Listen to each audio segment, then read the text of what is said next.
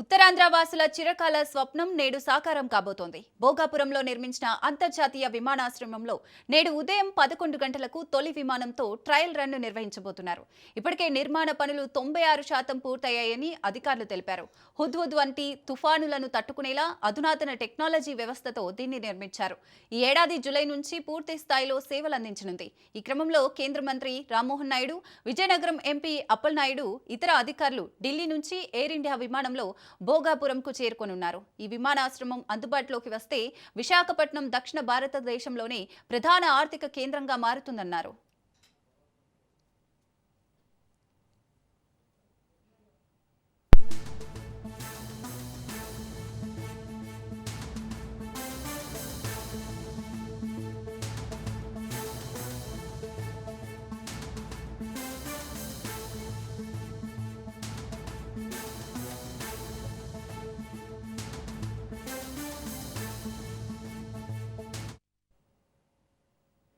Right, ఇక భోగాపురానికి తొలి విమానం అయితే ఈ రోజు 11 గంటలకు రాబోతుంది. మరిన్ని డీటెయిల్స్ మా ప్రతినిధి నందకుమార్ అందిస్తారు. నందకుమార్.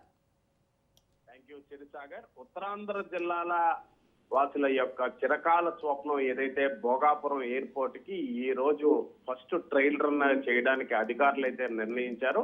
అయితే నిన్న ప్రస్తుతానికి ఎవరైతే కేంద్ర విమాన శాఖ మంత్రిగా ఉన్న రామ్మోహన్ నాయుడు కూడా ఈ యొక్క భోగాపురం ఎయిర్పోర్ట్ ని సందర్శించి ఈ ట్రయల్ రన్ ఏ విధంగా జరుగుతుంది, వర్క్స్ ఏ విధంగా జరుగుతున్నాయి, ఎంతవరకు వచ్చిందన్న దానిపైన కూడా అధికారుల దగ్గర నుంచి పూర్తి సమాచారం కూడా తీసుకోవడం అయితే జరిగింది. ముఖ్యంగా మనం చూసుకోవచ్చు, రాజ్ న్యూస్ లోని ఎక్స్క్లూజివ్ గా ఈ యొక్క భోగాపురంకి సంబంధించిన ఎయిర్పోర్ట్ విజువల్స్ కూడా బాహ్య ప్రపంచానికి చూపించే ప్రయత్నం కూడా చేస్తున్నాం.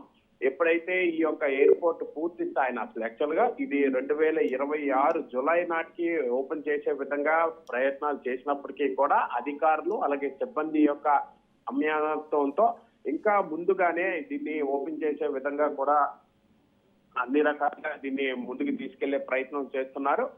ఈ భోగాపురం ఎయిర్పోర్ట్ ఏదైతే ఇంటర్నేషనల్ భోగాపురం ఎయిర్పోర్ట్ అందుబాటులోకి వచ్చినట్లయితే దక్షిణ భారతదేశంలో ఆర్థిక రాజధానిగా ఇటు విశాఖపట్నం ఉండే అవకాశం ఉన్నది. ఇప్పటికే గూగుల్ డేటా సెంటర్ ఇటువంటివన్నీ కూడా ఇటు విశాఖపట్నం వైపు మొగ్గు చూపిస్తున్న నేపథ్యంలో అలాగే మిగతా ఈ యొక్క డేటా సెంటర్లకి సంబంధించి అలాగే సాఫ్ట్వేర్ కంపెనీస్ అన్నిటికీ కూడా మౌలిక సదుపాయాల కల్పనలోని ఆంధ్రప్రదేశ్ రాష్ట్ర ప్రభుత్వం విశ్వ ప్రయత్నం చేస్తున్న నేపథ్యంలో ఇతరత్ర కంపెనీలు కూడా వీటన్నిటికీ కూడా ఇక్కడికి రావడానికి ఆసక్తి చూపిస్తుంది. దానికి భోగాపురం ఎయిర్పోర్ట్ అనేది చాలా కీలకమైన దీనిగా చెప్పుకోవచ్చు. అయితే హుదూద్ వంటి తుఫాన్లు ఇటువంటి వాటిని కూడా తట్టుకునే విధంగా ఆ స్ట్రక్చరల్ డిజైన్ అయితే అంత పర్ఫెక్ట్ గా చేశామని చెప్పి అధికారులు ఇప్పటికే తెలియజేశారు. వీటన్నిటినీ కూడా రామ్మోహన్ నాయుడుతో పాటు ఉత్తరాంధ్ర జిల్లాలకు సంబంధించిన ప్రజా ప్రతినిధులందరూ కూడా వాటినన్నింటినీ చూసేటందుకు నిన్న చేరుకున్నారు. అయితే ఈ రోజు ట్రయల్ రన్ ఏదైతే ఢిల్లీ నుంచి విశాఖపట్నం అదే భోగాపురం ఎయిర్పోర్ట్ వరకుని వచ్చే విధంగా కూడా ఇప్పుడు ట్రయల్ రన్ కూడా చేస్తున్నారు.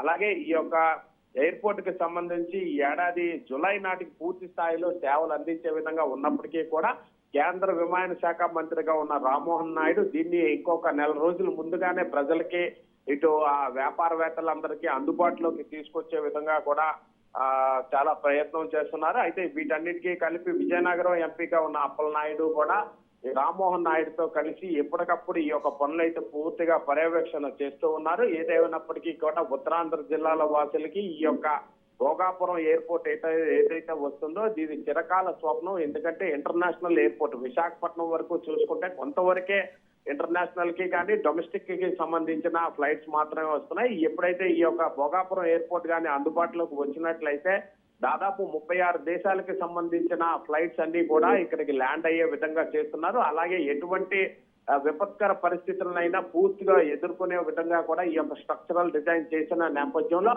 రానున్న భావితరాలకి ఈ యొక్క భోగాపురం ఎయిర్పోర్ట్ ద్వారా చాలా వరకు ఉద్యోగ అవకాశాలు ఉండే అవకాశం ఉంది. Chirusagar. Right, thank you Nandakumar.